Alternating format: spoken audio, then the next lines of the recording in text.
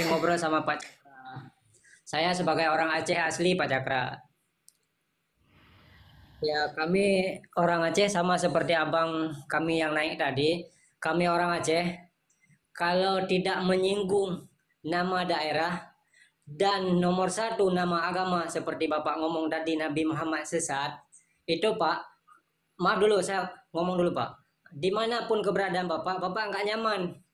Nah, jadi tolong Pak, tolong. Nah, ya Abi kita juga asli orang Aceh walaupun sudah berbeda agama saya yakin tidak mungkin Abi kita membenci nama Aceh walaupun beda agama. Maaf punten Pak, saya minta maaf. Seperti Bapak ngomong tadi, lebih bagus Bapak minta maaf saja. Nah, minta maaf saja dan tidak berulang lagi membawa-bawa Aceh, apalagi membawa Nabi Muhammad seperti Bapak ngomong tadi. Saya Pak sebagai orang Aceh Pak rame juga kawan-kawan saya dari kuliah dulu non Muslim di Medan di Aceh non Muslim juga rame orang Medan baik-baik. Nah, tidak membahas agama-agama bahkan ras apalagi Bapak tadi udah membawa Nabi Muhammad sesat sudah membawa ras jadi ya begitu Pak sama saya Pak. Oke, baik, saya tanggapi. Berarti Anda ini orang yang terdoktrin, bukan jadi orang baik-baik sebenarnya.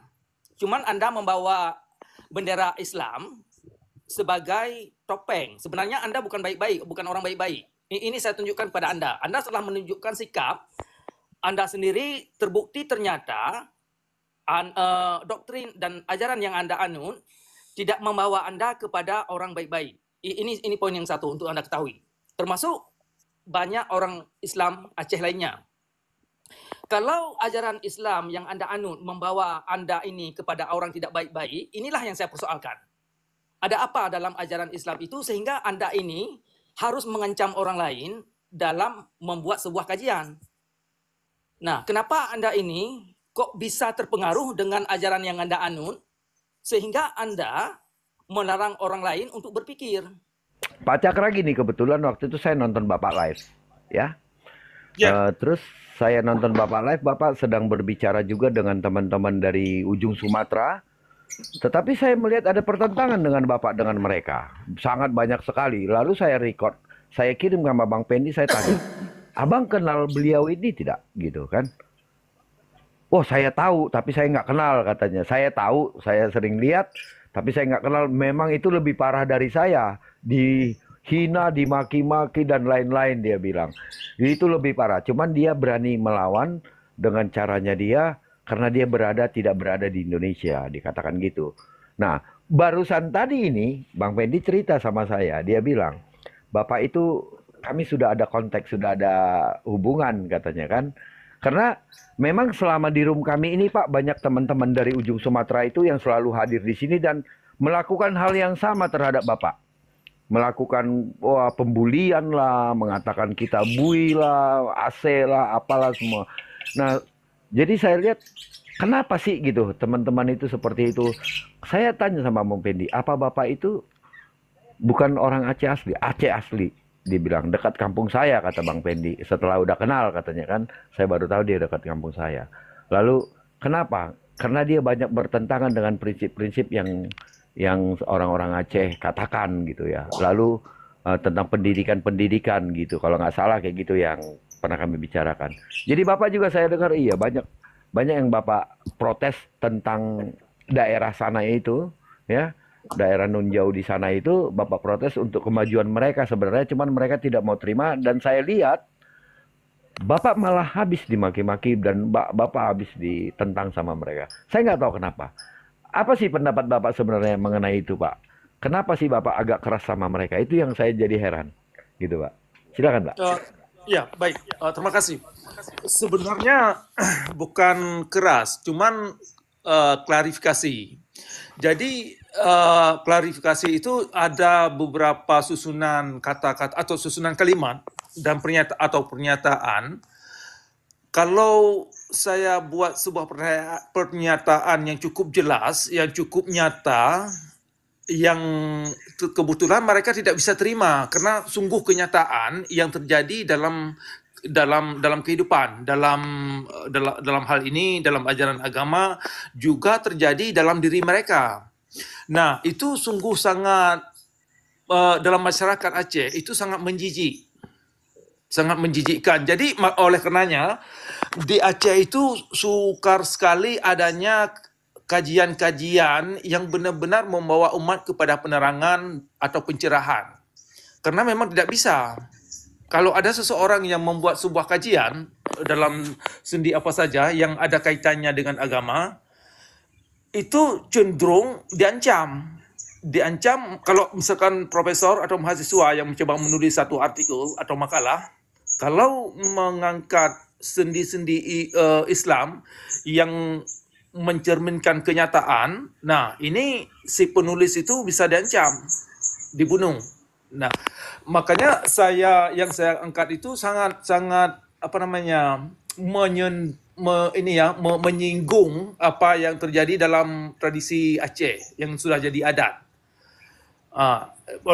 Jadi mereka tidak segan-segan mengungkapkan kalimat-kalimat atau ancaman-ancaman apa saja karena yang mereka bela bukannya kebenaran, tetapi doktrin agama yang dibela. Walaupun mereka tahu bahwa doktrin agama yang dianut itu sungguh keliru dan kalau kita pakai bahasa yang sederhana sungguh menyesatkan.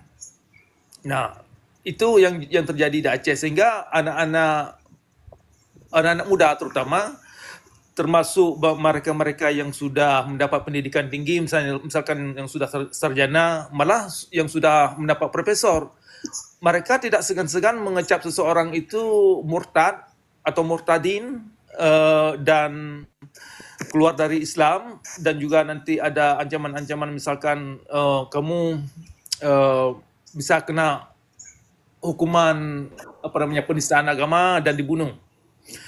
Nah, itu sudah jadi bagian daripada kehidupan masyarakat Aceh dalam beragama. Itu yang sungguh disedihkan.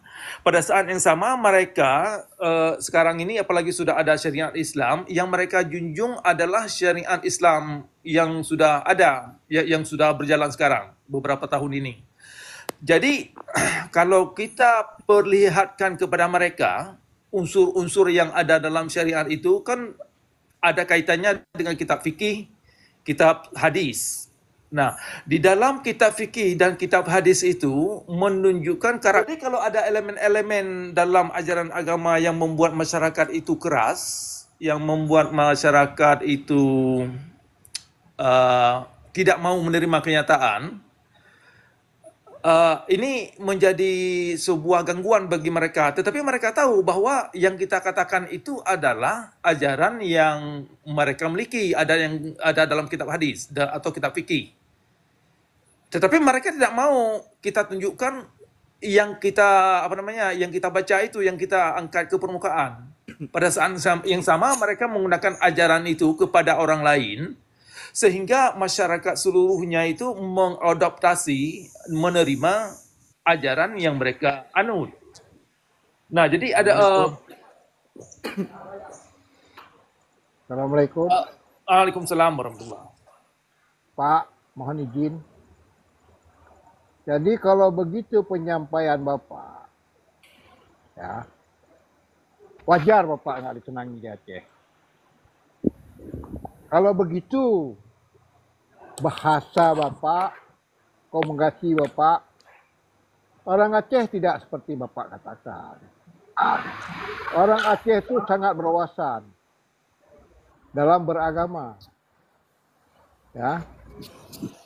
Tidak pernah komplit agama di Aceh. Walaupun Aceh itu menganut syariat Islam, malah lebih sering komplit di Ambon macamnya, itu tidak ada.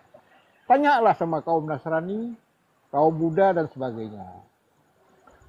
Orang Aceh ini, karakter orang Aceh, kalau dalam bahasa Acehnya, meo hate hana tepeh, ane kreh je karaba. Tapi meo hate ka tepeh, bu lebeh han diperasa. Bahasa Bapak tadi sudah tepeh. Benar mencapai Muhammad tadi sampai dikomplain sama salah satu peserta tadi, jangan arah situ. Itu hati orang Aceh udah Udah sakit, Pak. Udah sakit. Berarti kalau begitu cara penyampaian Bapak, Bapak memang mencari masalah di Aceh. Itu. Jadi bukan. Enggak, tidak. Kalau Bapak katakan orang Aceh sempit pola pikirnya, agamanya, karena pengaruh, itu tidak benar tuh. Coba tanya sama orang Nasrani yang ada ke Aceh, yang pernah ke Aceh. Cuma saling menghargai, orang Nasrani, memang kami orang Islam yang ada di Aceh dengan paham karena Islam wajib berbusana Muslim. Tapi orang yang non-Muslim tidak diwajibkan. Cukup dengan berpakaian sopan. Belum pernah ada orang Nasrani dipaksa berjilbab di Aceh. Saya pribadi pernah beberapa saya dapati orang Nasrani berjilbab. Saya tanya, Bu, ibu ini saya nengok pakaiannya sopan. Tapi dia memakai jilbab. Saya tanya, Bu, ibu ini memakai jilbab apa dipaksa? Oh enggak, Pak. Saya merasa risih saja. Oh, tidak masalah, itu hak dia. Tidak pernah, Pak. Bapak berlebihan, Bapak bicara. Begini, Sebentar, saya Pak, tanggapi. sebentar, Pak. Maaf. Tadi Pak Teguh, Bapak belum mendapatkan poin yang dibicarakan sama Pak Cakra. Yang Pak Cakra bilang adalah ketika kita mengungkapkan kebenaran, itu selalu dipersempit atau ditekan. Itu yang tadi poin yang dibilang. Bukan perilaku tentang bagaimana dengan agama lain, bukan Pak.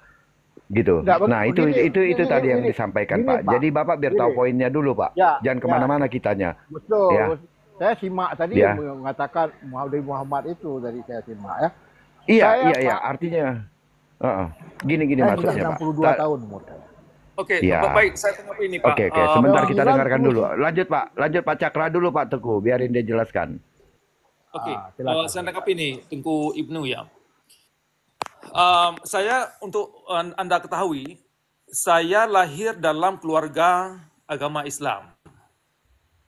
Untuk Anda tahu, orang tua saya, ayah saya adalah Tengku Imum di kampung.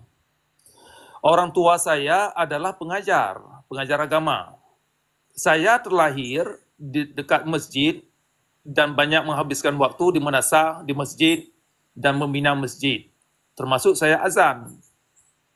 Nah, kalau Anda tidak mau menghadapi atau takut menghadapi apa yang ada dalam kitab, kerancuan-kerancuan yang ada dalam kitab fikih, kerancuan-kerancuan yang ada dalam kitab fikih, dalam kitab hadis, kerancuan-kerancuan terjemahan yang ada dalam Al-Quran, berarti Anda tidak jujur dalam beragama. Tadi saya mengangkat beberapa poin yang membuat masyarakat main bunuh-membunuh, ancam-mengancam, dan halal darah dalam beragama. Ajaran itu ada dalam kitab fikih, ada dalam hadis, ada dalam terjemahan Al-Quran. Nah, sekarang ada syariat Islam. Syariat Islam itu tidak terlepas daripada kitab-kitab yang saya sebutkan tadi. Nah, untuk Anda tahu bahwasanya syariat Islam itu bukan mengajak saudara untuk bisa jujur.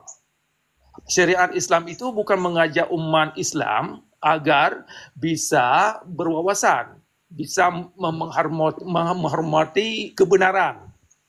Kebenaran itu datang dari mana saja. Nah, syariat Islam itu bukan membawa bisa menciptakan saudara ini bisa membuat Anda ini orang baik-baik dalam beragama. Karena semakin mendalam masyarakat Aceh ini terdoktrin dengan ajaran Islam, semakin mereka jadi ekstremis. Jadi main bunuh-membunuh atau ancam-mengancam dalam beragama. Nah, salah satu contoh ya, tadi Anda mengangkat bahwasanya dalam Islam itu tidak ada paksaan atau ada kaitan dengan pakaian. Untuk Anda ketahui, dalam Al-Quran beberapa ayat melarang Nabi untuk memaksa orang lain ajaran yang dibawanya atau pemahaman yang dibawa oleh Nabi. Tetapi dalam kitab fikih, dalam hukum Islam, aturan dan seruan itu tidak diindahkan. Sehingga ada pertentangan antara seruan Quran dengan seruan yang kita dapat dalam hadis. Nah, ini yang sering saya angkat ke permukaan. Kenapa masyarakat Aceh lebih memilih ajaran-ajaran yang jelek daripada ajaran-ajaran yang ada dalam Al-Quran yang baik? Nah, ada beberapa sendi dalam Al-Quran itu bagus saya kira. Misalkan, tidak ada paksaan dalam beragama dalam ayat 256 surah Al-Baqarah. Itu bagus. Membawa umat kepada saling toleran, saling menerima perbedaan dan tidak harus menerima aturan syariat Islam. Tetapi dari persepsi syariat Islam, ayat 256 surah Al-Baqarah itu tidak diterima. Nah, walaupun beberapa ayat dalam Al-Quran itu melarang Nabi, siapapun nabinya, untuk memaksa sunnahnya kepada umat. Nah, ini yang jadi bentrok dalam ajaran Islam, sehingga kritikan yang sering saya angkat ke permukaan dianggap ini sudah keluar daripada ajaran syariat dan dianggap murtad. Nah, Anda tadi membandingkan masyarakat Islam dengan masyarakat lain. Yang jadi masalah sekarang, bagaimana perlakuan orang Islam di Aceh terhadap orang Islam yang lahir dalam masyarakat Islam itu sendiri. Ini yang perlu yang sering jadi buyar. Yang jadi masalah, orang Islam yang lahir dalam komunitas Islam tidak aman dalam komunitas orang Islam itu sendiri. Nah, jadi kalau Anda bilang Islam ini tidak pernah mengancam, itu tidak benar, karena ya kenyataannya bukan demikian. Saya mengalaminya sendiri, adik-adik saya dan banyaklah orang-orang lain yang mengalami pengalaman demikian, termasuk beberapa anggota yang dalam grup ini juga bisa menerangkan lebih lanjut, lebih dalam pengalaman mereka. Tapi saya pribadi sudah saya lihat perlakuan-perlakuan masyarakat orang Aceh yang sudah menganut begitu yakin terhadap agamanya. Seharusnya mereka ini orang-orang yang baik-baik, aman kita berkawan. Ternyata dalam kenyataan, semakin mereka teguh pada keimanan ajaran syariat, semakin ngeri kita berkawan. Jadi terbalik. Nah, sekarang kan bulan puasa di Aceh, di mana-mana saja. Seharusnya bulan puasa itu Syahrul Ramadan, yang ada dalam ayat Al-Quran itu, membawa manusia ini kepada orang-orang yang baik-baik. Ternyata bukan demikian. Bulan puasa itu semakin adanya syariat Islam itu semakin membuat orang Islam itu ngeri kita. Jadi terbalik. Jadi tujuan puasa dan ibadah-ibadah yang ada semalam hari itu sebenarnya untuk apa, ya kan? Tidak menciptakan manusia kepada manusia yang bisa jujur, bisa menghadapi kenyataan bagaimana kondisi yang ada dalam alam. Nah, banyak sekali persoalan yang ada dalam ajaran syariat Islam yang sangat tidak manusiawi, perlakuan-perlakuan yang tidak manusiawi. Nah, ini yang sering saya angkat ke permukaan untuk para pelajar, terutama para profesor, karena di belakang-belakang syariat itu kan banyak profesor dan gunuku dan ulama. Mereka tahu hadis-hadis yang pernah saya angkat ke permukaan itu ada dalam kitab. Nah, itu sekira demikian untuk kawan lain yang ingin tanggapi dulu, nanti bisa saya tambah. Silakan.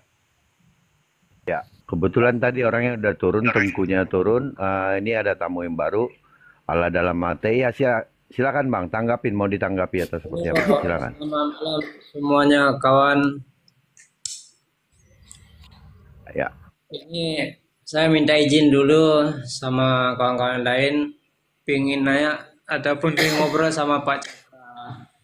Saya sebagai orang Aceh asli, Pak Cakra. Ya, kami orang Aceh sama seperti abang kami yang naik tadi. Kami orang Aceh, kalau tidak menyinggung nama daerah dan nomor satu nama agama seperti Bapak ngomong tadi Nabi Muhammad sesat, itu Pak, maaf dulu saya ngomong dulu Pak. Dimanapun keberadaan Bapak, Bapak nggak nyaman. Nah, jadi tolong Pak, tolong. Nah, ya Abi kita juga asli orang Aceh, walaupun sudah berbeda agama, saya yakin tidak mungkin Abi kita membenci nama Aceh, walaupun beda agama. Maaf, punten Pak, saya minta maaf. Seperti Bapak ngomong tadi, lebih bagus Bapak minta maaf saja. Nah, minta maaf saja dan tidak berulang lagi membawa-bawa Aceh, apalagi membawa Nabi Muhammad.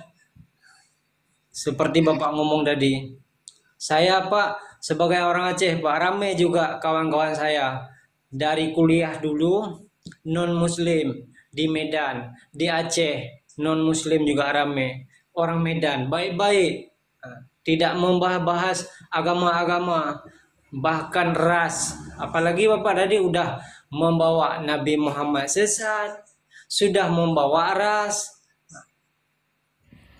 jadi ya, begitu Pak sama saya Pak. Oke, baik, saya tanggapi. Berarti Anda ini orang yang terdoktrin, bukan jadi orang baik-baik sebenarnya.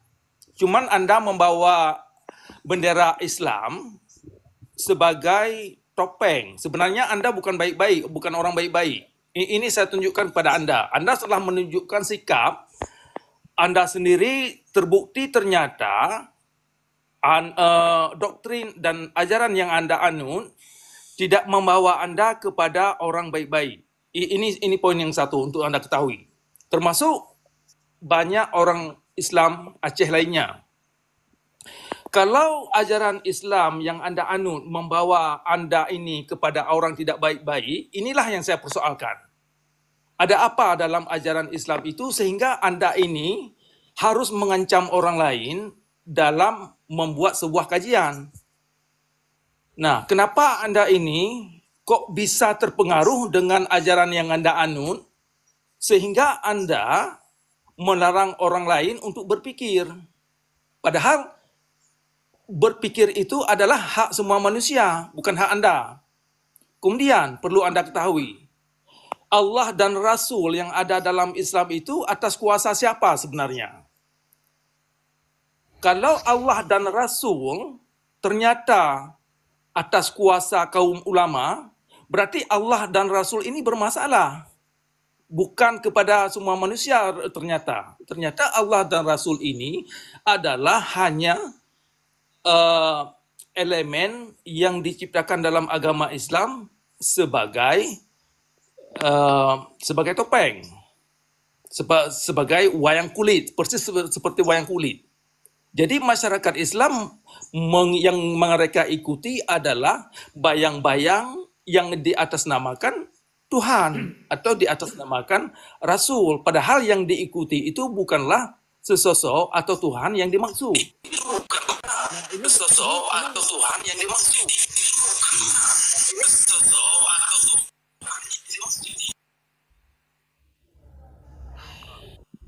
Jadi perlu Anda ketahui ini Bapak, dalam tadi ini yang banyak sekali orang Islam yang bersikap seperti Anda ini yang membuat agama Islam itu bukan agama yang rahmatan lil alamin. Dengan sikap yang Anda ambil itu membuat agama Islam ini terpuruk. Kenapa terpuruk? Karena dalam masyarakat Islam itu tidak saling menghargai tentang kajian-kajian baru. Karena yang dilakukan adalah yang mereka belakan adalah emosi, bukan ketajaman intelek, ya, bukan ketajaman daya nalar. Tetapi yang mereka lindungi adalah pembodohan, kegelapan, dan percaya buta. Percaya buta yang ada dalam Islam yang sering disebut-sebut dengan ghaib atau iman adalah hanya membawa orang Islam itu bodoh dan bego. Nah, Gini Pak, kalau kalau kalau Anda seperti Anda ini eh, nanti Anda punya anak Anda akan terteror dan akan stigma dengan ajaran-ajaran yang mengancam. Karena kalau Anda sendiri bersikap demikian, Anda nanti menganut agama Islam itu bukan karena mereka mengerti, tetapi mereka takut. Jadi pendekatan penakutan dalam perguruan Islam itu sangat bermasalah. Nah, Anda telah menunjukkan sikap Anda bahwa Anda adalah produk daripada penakutan cara beragama. Nampaknya Anda beragama bukan Anda mengerti, bukan karena daya nalar Anda, tetapi karena kepercayaan yang buta, doktrin yang buta yang Anda anut, yang membuat Anda ini bisa berani mengancam terhadap sekarang boleh saya ngomong Pak. Nah, sekarang saya yang ngomong, Bapak yang diam dulu Pak, izin. Ya, tadi Bapak bilang saya mengancam Bapak. Saya bukan menganut agama Islam dengan lillahi ta'ala. Bukan seorang Islam yang baik. Itu ucapan saya tadi karena saya bilang sama Bapak, karena Bapak ngomong untuk Nabi Muhammad. Jadi saya tidak boleh saya ngomong secara baik-baik sama Bapak, minta tolong, minta maaf sama kawan-kawan karena Bapak menghina Nabi saya Pak. Lebih bagus Bapak menghina orang tua saya, orang tua kandung saya, daripada Bapak menghina Nabi Muhammad. Lebih bagus Bapak menghina orang tua saya daripada Bapak menghina Nabi Muhammad. Nah, itu Pak, kami orang Islam Pak. Semua orang Islam. Itu Pak. Nah, bukan saya mengancam Bapak, bukan. Nah, saya minta tolong tadi. Dalam Islam itu kalau orang yang menghina Nabi disuruh minta maaf dulu. Nah, bukan disuruh ancam, bukan. Nah, tadi juga saya kan ngomong baik-baik. Nah, dari perkataan mana saya ngomong mengancam Bapak? Saya sebagai orang Islam, umat Nabi Muhammad, sekali lagi Bapak, saya tegaskan, lebih bagus Bapak menghina orang tua kandung saya daripada Bapak menghina Nabi Muhammad. Nah, itu Pak, selaku saya orang Islam Pak. Maaf ini Pak, maaf. Begitulah Pak, saya. Oke, baik, saya tanggapi. Yang punya kuasa terhadap Nabi Muhammad yang Anda anut itu siapa sebenarnya? Nah, ini perlu Anda pikir. Tadi sudah saya pertanyakan, kalau Nabi Muhammad ini adalah sebagai Rasul atas nama manusia lain, maka semua manusia di atas muka bumi ini semuanya berhak mengkritik kalau ada ajaran-ajaran yang ada dalam Islam itu yang diatasnamakan Tuhan semesta alam. Nah, ini perlu Anda ketahui bahwasanya sikap yang Anda tunjukkan itu yang membuat agama Islam itu berbahaya. Karena sikap yang Anda tunjukkan itu umumnya dianut oleh masyarakat Aceh. Mengatasnamakan, oh jangan singgung-singgung Nabi kami. Padahal Nabi itu kan tadi saya sudah jelaskan, saya terlahir dalam agama Islam. Untuk Anda tahu, Anda sendiri lahir dalam agama Islam yang bukan keputusan Anda sendiri, tetapi keputusan orang tua. Jadi ketika kita kaji agama yang ada dari orang tua kita, ternyata terbukti ada permasalahan-permasalahan dalam kitab, dalam ajaran kitab itu yang membuat manusia itu jadi beringas, jadi berbahaya, maka ada kaitannya dengan ajaran itu sendiri. Nah, itu yang saya angkat. Nah, bahasa saudara itu saya sudah sering dengar. Jadi bukan bahasa baru bagi saya. Yang ujung-ujungnya mengancam. Yang ujung-ujungnya adalah mengkaitkan nanti, saya sudah peringatkan sipulan-sipulan. Kalau dia dibunuh ya biar rasain aja. Nah, sikap itu yang membuat agama Islam tidak relevan dalam masa modern sekarang. Semakin kebanyakan orang Islam bersikap seperti Anda, semakin orang-orang investor, ya, terutama orang investor, tidak mau untuk menginvestasi kepada daerah-daerah yang punya mental-mental militan seperti Anda. Atau pemerintah itu sendiri. Kalau pemerintah setempat dan Tunku Daya, Tunku dan ulama-ulama punya mental seperti Anda ini, maka jangan harap ada investor datang untuk menginvestasi kepada masyarakat setempat untuk menciptakan tenaga kerja. Jangan harap. Mereka sudah, umumnya masyarakat dunia sekarang sudah cukup pandai menilai, membaca tentang ajaran Islam.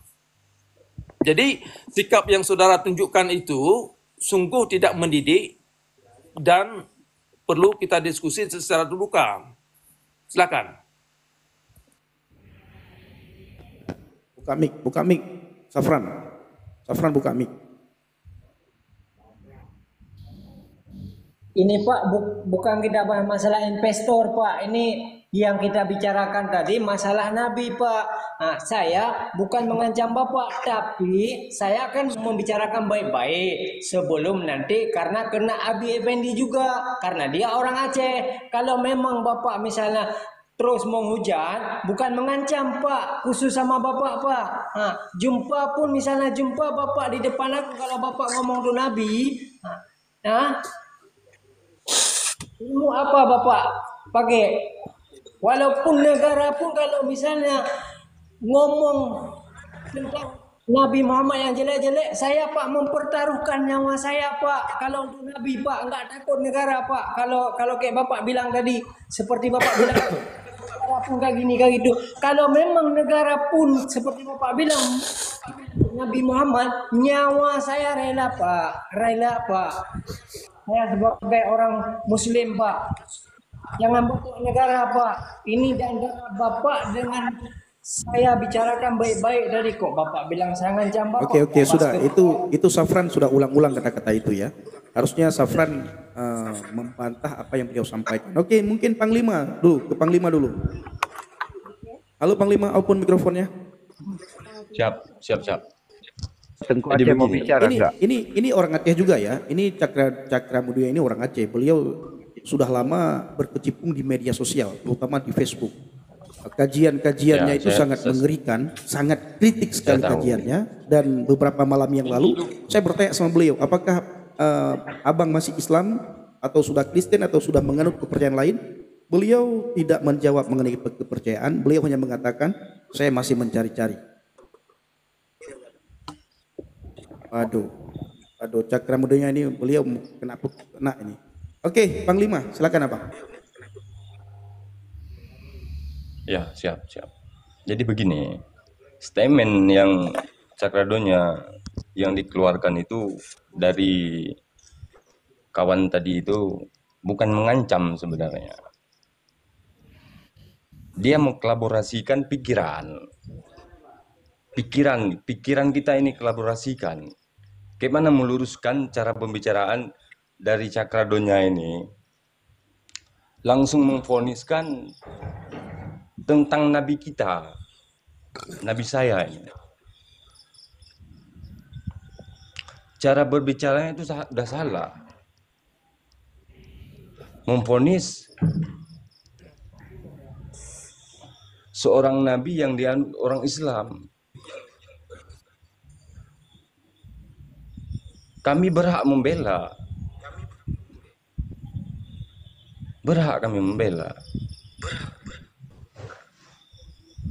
Bukan mengancam. Membela.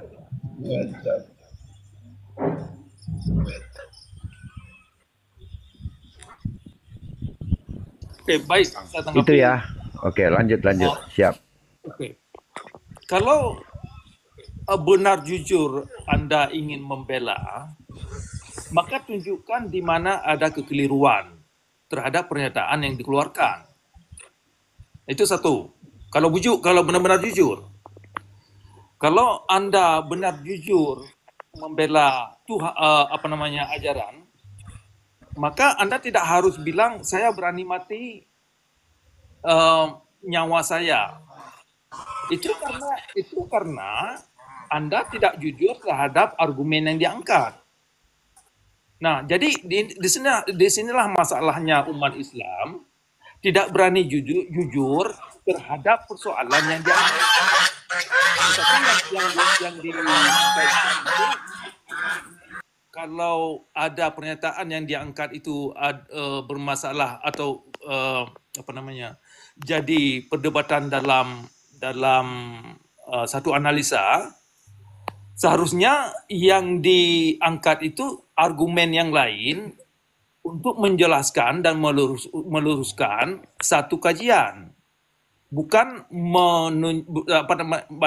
bukan mengkaitkan bahwasanya oh ini nabi milik saya, seolah-olah nabi dalam hal ini Nabi Muhammad seolah-olah hanya milik sekelompok orang. Demikian juga Tuhan. Kalau Allah ini adalah milik segolongan orang, maka orang Islam harus jujur bahwasanya Allah itu bukanlah Tuhan semesta alam. Jadi jujur ini yang bermasalah sekali saya lihat dalam Islam, termasuk bukan hanya orang-orang biasa ya, termasuk di kalangan ulama, kalangan yang sudah mendapat gelar profesor. Saya sudah banyak sekali menghabiskan waktu diskusi dengan orang-orang yang dibilang cendekiawan. Nah, kalau berdialog persoalan Islam, sungguh sangat tidak jujur. Sukar sekali kita mendapat pemikir-pemikir Islam yang berani jujur terhadap argumen yang diangkat, tetapi yang ditunjukkan biasanya adalah emosi dan juga yang ditunjukkan adalah satu perlindungan terhadap Tuhan atau Nabi yang dianut. Oke. Siap. Dah, segitu aja, Pak. Ini dari argumen Bapak yang keluarkan itu saya udah tahu kemana arahnya. Kemana arah yang tujuannya untuk dibilang, yang Bapak keluarkan itu. Jadi begini aja. Nabi Muhammad ini untuk semua umat. Itu titik poin.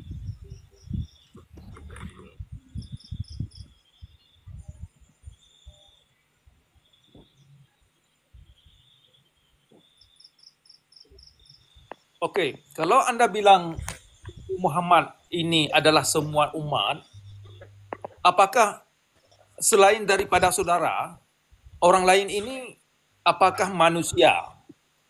Orang yang di luar agama Islam, orang Yahudi, orang Kristen, orang Buddha dan semuanya, apakah termasuk manusia di bawah naungan Tuhan atau Allah? Kemudian saya ingin angkat satu dimensi yang perlu Anda pertimbangkan.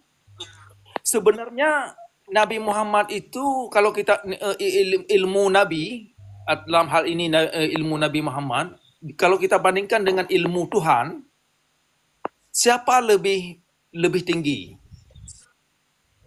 Siapa yang berkuasa terhadap Nabi Muhammad? Apakah Tuhan punya kuasa terhadap Nabi Muhammad? Kalau Tuhan dalam hal ini Allah tidak punya andil terhadap ajaran Nabi Muhammad, berarti Tuhan itu tidak punya kuasa apa-apa. Kan gitu. Kalau ilmu Nabi Muhammad tidak sebanding atau jauh lebih sedikit ketimbang ilmu Tuhan, kenapa permasalahan yang ada dalam Islam itu tidak diserahkan kepada Tuhan? Tetapi ternyata dalam realitas yang agung-agungkan masyarakat Islam adalah ajaran Nabi Muhammad, bukan ajaran Tuhan, bukan ajaran-ajaran yang universal, bukan ajaran-ajaran kebenaran. Nah, ini yang jadi masalah antara ilmu Nabi dengan ilmu Tuhan. Ternyata dalam Islam, ilmu Nabi Muhammad, dalam hal ini dalam kitab hadis yang kita dapat dalam kitab hadis dan kitab fikih, dianggap lebih berkuasa daripada ilmu yang ada dalam alam. Nah, ini yang bermasalah. Jadi kalau orang Islam ini harus berani jujur, apakah benar bahwa ilmu Nabi Muhammad ini jauh lebih tinggi daripada ilmu Tuhan? Kalau benar ilmu Nabi Muhammad lebih tinggi daripada ilmu Tuhan, nah berarti yang dipertuhankan bukan Tuhan sebenarnya, Nabi Muhammad. Jadi ada harus diperjelas lagi Pak Cakra. Antara ilmu Nabi Muhammad yang mana, ilmu Allah itu yang mana? Itu Pak Cakra, pemaham Pak Cakra itu nggak masuk. Iya, Pak Cakra ini punya pemikiran Amburadul. itu nggak Masuk, sinkron beda dengan yang Pak Bapak Cakra. pelajarin. Gini, coba bantah. Coba abang bantah ya. Kita di sini tidak mencaci maki ya. Saya tidak tahu Pak Cakra ini Iya, Islam apa bukan. Benar. Saya sudah bertanya sama beliau sekali lagi, apa agama abang? Abang beliau saya masih mencari kebenaran. Beliau orang Aceh, orang Birun, tetapi beliau sangat kritis sekali di dalam bermedsos ya. Terutama sekali dalam hal iman itu beliau sangat kritik sekali, sangat kritis. Iya, saya juga orang Birun. Iya. Saya orang Matang. Oke, Iya. Bang Lima. Oke, Cuma silakan dari Bang Faisal. Mungkin Bang paparan Faisal dari atau Pak siapa Cakra. yang mau berdiskusi sama beliau silakan. Oke. Oke, Jadi karena siapa begini, kira-kira? karena Kayaknya banyak dari sekali, Tengku Aceh. banyak sekali Sebentar, orang yang Tengku mau Aceh dari tadi. Or- Tengku Aceh. ya, Halo, banyak Assalamualaikum. sekali orang yang mau diskusi sama beliau itu sangat banyak Halo, sekali. Assalamualaikum. Sangat. Ya, sangat banyak orang yang mau diskusi sama beliau. Jadi malam ini saya undang beliau untuk hadir kemari. Nah, silakan. Saya silakan Pak Tengku Aceh dulu ya. Dari tadi soalnya udah lama dia bawa open mic. Silakan Tengku.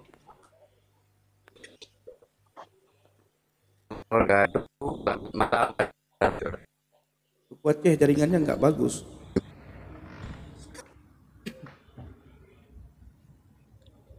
Bedetil argumen ji. Nah kan menang talu. Betul. Argumen. Betul. Jadi Panglima, nak sinkron abang- pembicaraan kolaborasi pemikiran. Bang Panglima, abang nuduri kok nyan kan?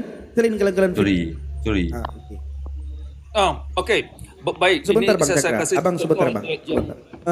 Tengku Aceh, jaringan Tengku Aceh nggak bagus ya Bang Nabirong ya? Jaringan Tengku Aceh. Coba cek dulu Tengku Aceh. Maksud gimana? Jaringannya kurang bagus. Lagi di kampung kah? Ya kayaknya lagi kampung beliau. Mungkin Tengku Iya. bisa geser sebentar Tengku ke kiri atau ke Iya, kanan. dulu geser dulu mungkin Tengku. sama- Nanti kalau sinyalnya udah bagus, nanti saya kasih Tengku waktu ya. Tengku ya. Oke. Bang Bendi, Ya. maaf ya. Lihat Bang. Ini kapan bisa dibuka lagi Komal ini diundang? Saya baru lewat ini, saya dengar tadi kan argumen-argumen ini. Kapan dibuka lagi? Akan saya naik dan saya kasih keadilan yang betul-betul real tentang Nabi Muhammad. Oke Bang. Berikan aku 2 hari Oke siap. Nanti ataupun 1 hari besok. Oke, Bang Panglima, kita berteman dulu. Siap. Nanti saya DM Abang ya. Kapan saya nanti hubungi Bang Cakra, kapan beliau ada waktu, apakah besok atau malam besok, kita bisa buka Oke. lagi. Kita bisa undang beliau. Mungkin Bang Panglima boleh. nggak ada waktu malam ini ya. Enggak, ya betul. Gini yang saya ingin ingin Sampaikan. bicarakan sedikit, sampaikan. Kalau Bang Cakradonya mungkin pernah dikaji dengan di dalam Al-Quran ada surat Muhammad.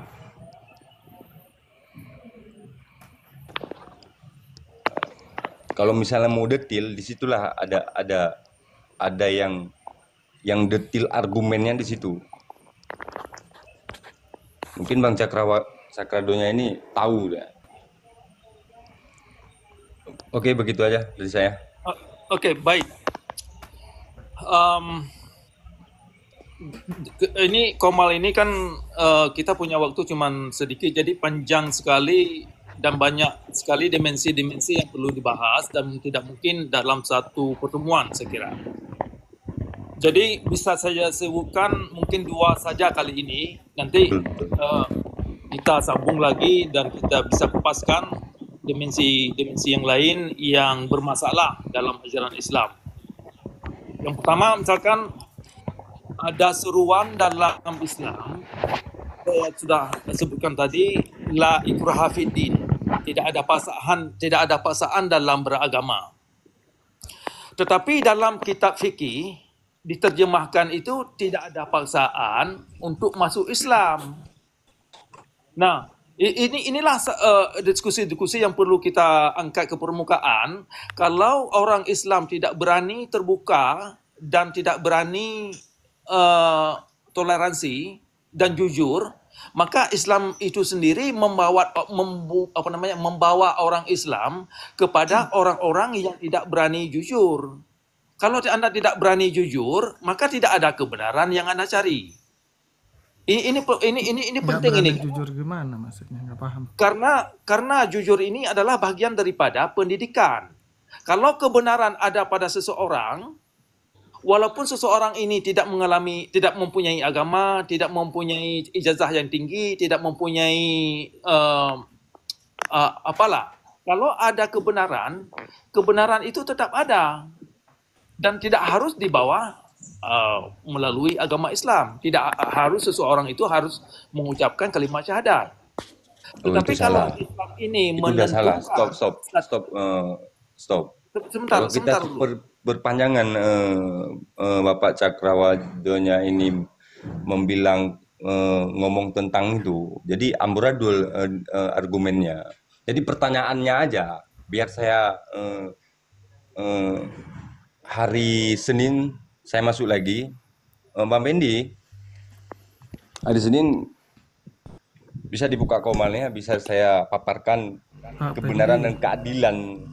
Oke. Jadi gini maksudnya Pak Cakra, begini maksudnya Pak Cakra. Kalau kepanjangan Iya, bentar Bang Palima. Jadi maksudnya gini Pak Cakra, dia akan bersedia, dia akan ingin beradu argumen dengan Bapak dengan poin apa aja biar dia bisa siapkan gitu maksudnya Pak. Poin apa aja? Mungkin 2 poin yang boleh Bapak ajukan ke beliau. 3 Pak. poin boleh juga, Bang. 3 poin boleh. Ya, Bang. silakan Pak Cakra. Apa? Poin Pertanyaan apa jangan aja amburadul. nanti biar Jadi dia siapkan yang real, jawabannya. detail untuk kebenaran tentang Nabi Muhammad. Iya, nanti Oke. diajukan. Oke, baik, 3 poin untuk Anda kaji. Nah, coba cari kenapa dalam Islam itu antara anjuran Bentar, Pak. Saya ambil buku, saya tulis Dulu dicatat. Oke, siap. Oke. Yang pertama, kenapa ajaran Nabi Muhammad bentrok dengan anjuran yang ada dalam Al-Quran yang mengajak umat kepada orang baik-baik. Maksudnya. Tuh. Oke. Itu satu. Yang kedua, dalam Al-Quran mengklaim bahwasanya Al-Quran itu harus mengatakan pernyataan yang fakta. Fakta artinya tidak melalui percaya buta. Nah, kenapa ada dalam ajaran Islam harus percaya buta? Ya enggak salah cara berkabar nih. Kan Pagi yang muda. Yang pertanyaan kenyo ingin mendongkrikkan kan Percaya buta, hai. Kamu pembuhan, percaya buta, mau pembuhan. Engke cara Percaya buta hanya dasar. Hanya dasar maksudnya ya. Maksudnya enggak betul. Ai dari lamprut mah demedeng karena dasar tanya mah, Pak. Panena. Bahasa Indonesia. Pajan urung Aceh ke Islam. Tun padum. Pilihnya. Pilih hukuman. Oke. Yang kedua, yang kedua Bang Cakra. Pertanyaan SD. Oke. Ya, dilanjutkan dulu. Oke. Lanjut, Cakra. Ya. Yang kelima, dalam Al-Quran nalimenggo tersebutkan kata Muhammad. Go di bagian surah, 4 kali di bagian surah, 1 kali atas nama surah. Nah, dalam Al-Quran tidak tersinyalir sedikit pun kata Muhammad itu dimaksudkan sesosok. Nah, kenapa ada dalam kitab hadis Muhammad itu dimaksudkan adalah sesosok nabi. Nah, sekarang silakan Anda faktakan Nabi Muhammad yang ada dalam Islam itu sesungguhnya benar sesosok yang dimaksud oleh orang Islam. Dalam hal ini kitab Al-Quran. bukan karena Al-Quran tidak menyebutkan sedikit pun dan mensinyalir bahwa kata Muhammad ini dimaksudkan kepada sesosok. Nah, itu dalam Al-Quran. Ternyata dalam ajaran Islam kata Muhammad itu dimaksudkan sesosok, yaitu Nabi Muhammad yang kita dapat dalam kitab fikih, dalam kitab hadis, dan termasuk sirah Nabi Muhammad. Nah, sekarang saya minta ini Panglima ini sebagai poin yang ketiga tadi, silakan Anda faktualkan Nabi Muhammad yang diyakini dalam agama Islam itu adalah sesungguhnya benar Nabi Yang diyakini benar, yang diyakini dalam agama Islam. Agama Islam. Ya. Ya, itu aja tiga poin. Oke. Maksudnya nama pribadi atau nama manusia atau karakter pribadi, itu begitu mungkin ya? Apa saja? Apakah sosok, Ya, apakah apa sosok saja? atau bukan gitu seperti Iya, itu. iya, apa saja ya, apa saja. Ya, bisa jadi kan dalam hadis itu diklaim Nabi Muhammad berkata pulan-pulan didengar oleh pulan-pulan, kemudian dari si pulan-pulan bilang pulan-pulan, ya kan berantai dia. Nah, Pak, ya bersanad. Beriringan, bukan berantai. Beriringan enggak? beriringan, ya Berantai, beriringan. Pak, berantai. Berantai, Nah, Pak. Punya berantai mentang-mentang ke beriringan. Semua mentanggo. ya bagaimanapun Anda susun itu terserah Anda. Jadi yang perlu difokuskan nanti, apakah benar pernyataan yang diklaim dalam hadis sungguh benar datangnya dari sesosok yang dimaksud. Oke. Jir. Oke, siap. Ya. Oke. Kabarnya. Oke, yang kabarnya. Pajan Bang Beni, pajan nebuka host nebuka komaleo malam. Tengok aja. Bentar. Oh, tengok. Oke, saya tanya dulu Oke. sama Bang Cakra. Bang Janjian, Cakra nanti besok. janjian, nanti Bang janjian. Cakra besok ada waktu malam? Abang mikrofonnya matikan. Abang mikrofonnya buka. Oke. Besok jam berapa ya? Jam 8, jam setengah 8. Bentar dulu, Panglima. Abang najak tarawih tengok. Oke, lun paling na wate malam bang. Yang tu kan malam tengah tarawih. Ya kalau jam 8 kan abang masih sholat tarawih. Jam berapa abang bisa? Jam 12 paling. Aduh, jam 12. Wah, Lamaan bang, jam 12. Orang minggu. Aku kalau Tiplur. menyelur orang minggu poro belah yang na malam yang na wate bang. Oh. Karena posisi lu semuanya. Oh. Rolanyan gimana rolannya? Oh, Rosulanyan bang? Jir Senin jir. Senin? Selasa jir rame jir. Bang Cakra. Senin ya. Bang Cakra hari Senin. Selasa. Bang Panglima. Jam berapa hari Senin? Wan. Gimana bang? Oro Senin jam berapa? Jam 10 lah, jam 10. Menyuruh Senin kapanpun bisa bang. Oke, Bang Cakra. Abang jam 10 malam ada waktu? Hari Senin? Hari Senin di Indonesia ya, berarti boleh jam 10 malam ya? Ya. Jir, oke, berengan. Nanti saya telepon abang. Oke, nanti ada update saya ini Bang Fendi, Tungku Fendi dan Penuh hidungku. soal Lu kan penuh hidungku. Pene hơi tunggu, salah kapra. Pohon tendo tu. Yang Panglima matang nak akal saja. Bek penuh pada tanya tu. Ni dari jauh je aku tembak ron ni. Betul aku buka. Hai tembak apa dengan BDI ya. Betul ya kabarnya. Bang Panglima. God, kiban. Saling mundur bang boh. Ente tak melikun tak berapa tiga katanya. Ya. Enggak. Abang berdega-dega bayang umum mudah rezeki ni bang. Bang Cakra berarti hari Senin Boleh Pak nggak aku bertanya Bang nih Wendy, Bang Cakra? Pecut, Aku Pak yang salah mungkin mau turun ini Umar. soalnya. Iya, iya, iya. Get Bang Panglima, get Bang Bang. Cakra, boleh bertanya nggak sebelum aku turun ini? Oke, boleh. Ya, boleh. Yang Silakan. jadi keraguan Bang Cakra mengenai Al-Quran atau Nabi Muhammad atau sahabat-sahabatnya ataupun ulama-ulamanya, apa yang menjadi Bapak itu yang menjadi pertanyaan di situ apa gitu? Baik. Begini, saya dalam hidup pernah ditipu orang. Saya rasa Anda sendiri pernah mengalami penipuan, mungkin ya, mungkin. Kalau Anda serius tentang tujuan hidup, maka salah satu yang paling penting adalah untuk mengerti bagaimana agar Anda ini tidak tertipu. Nah, kalau dalam hidup ini kita banyak tertipu orang, maka jangankan harta, jangankan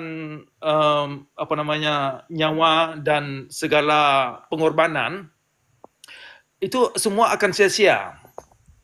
Nah, kadang-kadang kita dalam hidup tidak bisa menghindari penipuan-penipuan, tetapi kita bisa mengecilkan penipuan. Nah, untuk mengecilkan penipuan dalam kehidupan sehari-hari agak lebih gampang. Misalkan Anda punya beli satu barang, diklaim barang ini bisa melakukan pulang-pulang. Ternyata hanya 90% yang terbukti benar, 1% lagi bisa terbukti mungkin keliru. Tetapi itu bisa gampang kita luruskan. Begitu juga dalam bisnis, kan? Cuman yang jadi masalah bagi saya dalam Islam itu ternyata banyak sekali dimensi-dimensi yang mengarah kepada penipuan. Stop. Apa yang mengarah penipuan? Coba contohkan satu aja. Oke. Dalam Islam itu ada salah satu core teaching ya,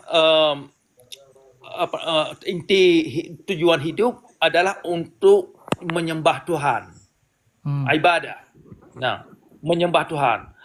Nah, ternyata saya lihat menyembah itu yang dimaksud dalam Islam utamanya adalah ritualitas, bukan kepribadian ya, bukan kerja baik. Ternyata yang difokuskan adalah ritualitas, sembahyang, puasa, syahadat, bayar zakat, umrah dan lain-lain. Nah, itu yang difokuskan. Nah, kalau Al-Quran ini adalah tujuannya untuk mengajak manusia kepada orang baik-baik, kepada etika, kepada character ethic, maka ritualitas yang ada dalam Islam itu ternyata tidak membawa umat kepada orang baik-baik seperti yang diklaim. Oke, saya stop dulu. Sebentar, Pak. Sholat atau ibadah bukan berarti orang sholat atau ibadah atau dia rajin, bukan berarti dia suci. Tidak seperti itu. Jadi ada juga orang yang betul-betul melakukan ibadah tetapi juga melakukan kesalahan. Itu kembali pada diri masing-masing. Jadi bukan semua orang yang Bapak pukul rata, tidak seperti itu. Ada orang melakukan sholat hari ini karena dia takut sama Allah. Ketika dia takut sama Allah, dia takut untuk melakukan sesuatu yang salah. Contoh mencuri. Dia tahu Allah melihat dia. Gitu. Ketika dia melakukan salah yang lain. Jadi tidak semua orang yang Bapak bilang tadi, intinya ibadah itu ya kan menurut Bapak tidak penting gitu, karena sama saja orang itu berbuat salah, tapi tidak semua orang berbuat salah gitu loh. Begini, perlu Anda mengerti, dalam alam itu sesuatu yang Anda tanam di dada itu akan keluar.